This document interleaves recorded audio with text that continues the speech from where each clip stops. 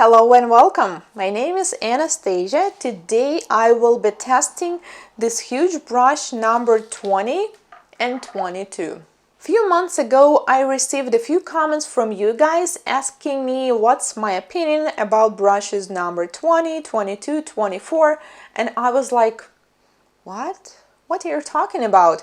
I never even knew that there are such brushes because the biggest brush I ever worked with was number 12 and I thought that it's huge. But then I was like, oh my god, there's even bigger brushes than that. Honestly, I couldn't find such brush anywhere in Russia, so I bought it when I was in Los Angeles at Skyline Beauty Supply. I bought two brushes. One is rounded and another one is oval, and honestly I already tried this one a little bit, but I still don't really have an opinion yet. So today I'm going to give it a full test drive. I'm going to do the whole extension and see how it will work. Let's get to it. On the bottom you can see my original brush number 8 by NSI. I use it daily. And on the top this is this giant huge brush number 20. You can see that it's more than twice bigger. It's actually huge and it's longer and it has so many bristles. I prep the nail, fit the form, and then I will apply dehydrator and non-acid primer. Take a look, this brush is actually the size of the nail I'm going to create here. So I take the first bead, place it right here on the form. I'm not used to this consistency yet, I have to admit. And oh, it's pretty wet, so it's really tricky to not take too much monomer with this brush. Then I will start the application and do the side walls first, fix the side wall right here, and oh my, yes, the consistency is definitely too wet. So it is better to work with the one that's drier. So I need to do a better try with the next bead. So I'm trying to fix the side walls and the free edge, and the brush is pretty big, so it actually takes me 1, 2, 3 taps and it's almost fixed. And you definitely don't want to press too much. Okay, now we also need to fix this side, and I feel like I'm just getting started now. Okay, now I fixed the free edge and it's not very comfortable to actually fix the small details because it's so huge. It feels very unusual and uncomfortable, but I'm actually liking it that it's pretty easy to do the smooth surface. So you see it's just 1, 2, 3. I don't have to repeat it like 10 times or something. But it's really hard for me to reach these lateral grooves. I want them slightly thinner, and I'm actually doing a coffin shape here, so I think I will need this tool to help. I will take an orange wood stick and with the sharp end I will carefully remove the extra product. It's still pretty wet, so it's not hard to do that. I will do it on one side as well as on the other side, as we need the parallel lines. Then I will apply the next bead. I tried as hard as I could to make it right, and okay, it's still floating, but I hope it will be better. And then I will stretch it towards the free edge and do the cuticle work.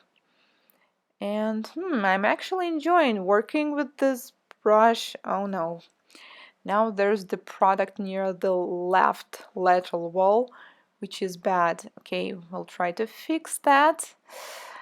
And it's too hard. The brush is too big to get into this area, so I will use my helpful tool again to fix it. So I will take an orange wood stick with the sharp side this time and remove this extra product. I will not surrender. I will try to fix it with the brush anyway. Oh well. Okay, then I take a small bead, apply it near the cuticle area and gently stretch it down. And wow, it's nice. I just did it twice and that's it.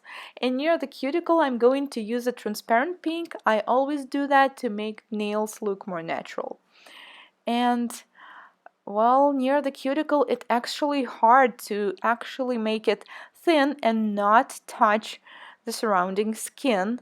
But on the other side, I basically can do 1-2 moves on the whole nail and it's done.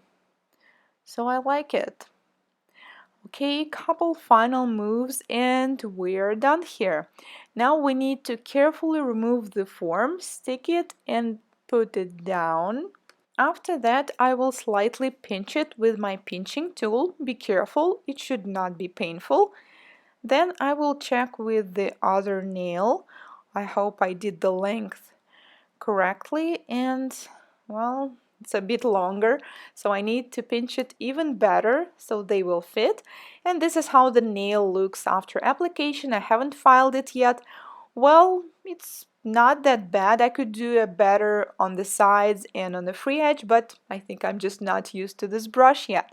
So this is how it looks after filing. I filed and shaped the nail, and this is how it looks after buffing, ready for the color application. So this was my test drive of the brush number 20, and my conclusion is it's pretty comfortable to work with it. I mean, I didn't expect that it will be because it's big, so you can basically do just tap tap tap and the nail is almost ready. Also, it is pretty easy and comfortable to take a large bead, so if you're struggling with taking large beads on your brush, you might consider trying a bigger one.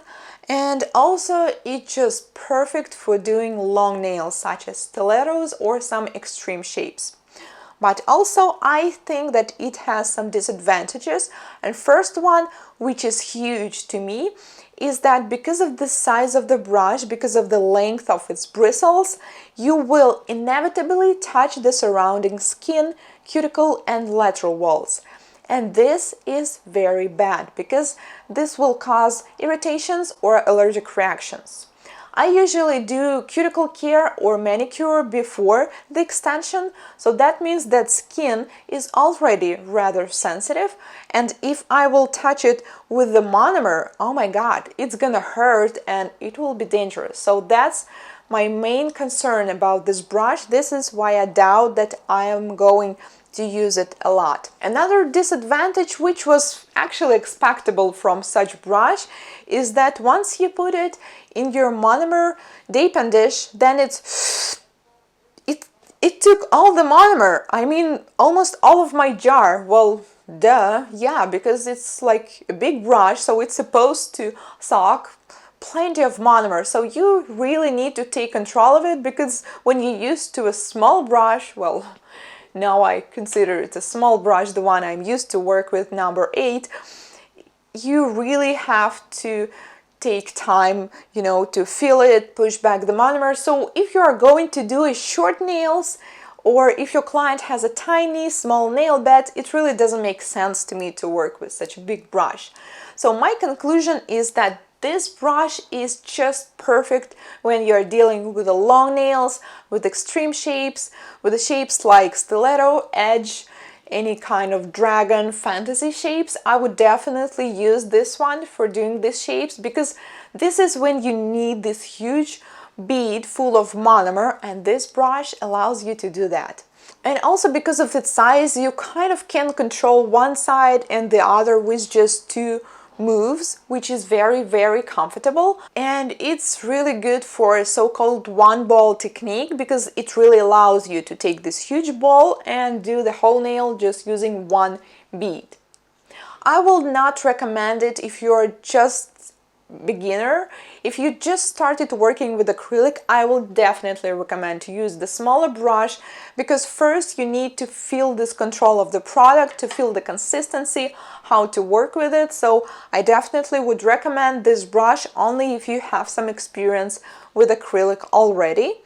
And to myself, I think that I am still going to use my another smaller brush near the cuticle area, because this moment when the bristles they touch the surrounding skin is very bad and very dangerous. I really don't want to get into any trouble with these allergic reactions, and I had it myself for a while.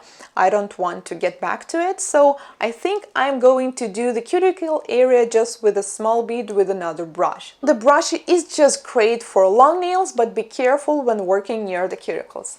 Now let me know what do you think about these brushes, and if you are an acrylic nail technician, please share what brush are you using, what size and what shape. I personally prefer the oval shape, so I like this one better than the rounded one. I think I'm gonna use it sometimes for longer nails. I'm really curious about your opinion. Maybe some of you work with these brushes and don't find any disadvantages in them. Let's discuss and share. Thank you so much for watching this video. If you have any questions, feel free to ask them in the comments.